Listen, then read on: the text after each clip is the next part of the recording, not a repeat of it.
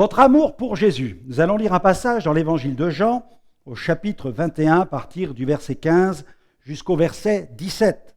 Après qu'ils eurent mangé, Jésus dit à Simon-Pierre, « Simon, fils de Jonas, m'aimes-tu plus que ne m'aiment ceux-ci » Et il lui répondit, « Oui, Seigneur, tu sais que je t'aime. » Jésus lui dit, « Paie mes agneaux. » Et il lui dit une deuxième fois, « Simon, fils de Jonas, m'aimes-tu » Pierre lui répondit, « Oui, Seigneur, tu sais que je t'aime. » Jésus lui dit, « Paie mes brebis. » Il lui dit pour la troisième fois, « Simon, fils de Jonas, m'aimes-tu » Pierre fut attristé de ce qu'il lui avait dit pour la troisième fois, « M'aimes-tu » Et il lui répondit, « Seigneur, tu sais toutes choses, tu sais que je t'aime. » Jésus lui dit, « Paie mes brebis.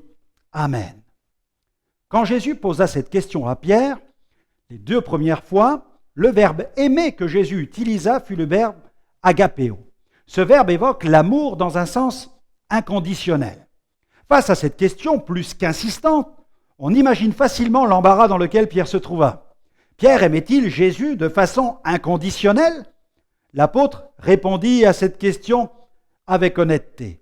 Conscient de ses propres limites, Pierre n'employa pas le verbe agapéo pour répondre à la question de Jésus, mais il utilisa le verbe philéo. Ce terme est celui que l'on utilise quand on veut parler d'amour dans le sens d'une amitié, d'aimer un ami.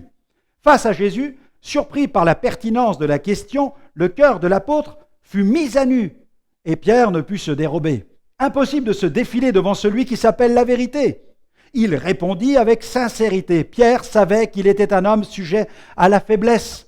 N'avait-il pas renié le Seigneur 3 fois ? Il se sentait indigne et incapable d'aimer son Sauveur d'un amour inconditionnel, même si tel était son désir le plus profond.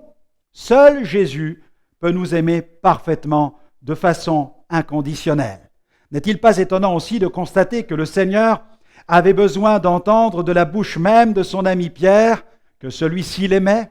Notons que le Seigneur lui posa la question jusqu'à 3 fois. Mais la troisième fois, le verbe que Jésus employa ne fut plus le verbe agapéo, mais le verbe philéo. Cette troisième question montra à Pierre que Jésus était fier de le compter au nombre de ses amis. Le Seigneur sait quelle est la réalité de notre amour pour lui. Ces 3 questions du Seigneur adressées à Pierre mirent aussi en évidence un autre amour, celui qu'il éprouvait pour l'Église du Seigneur.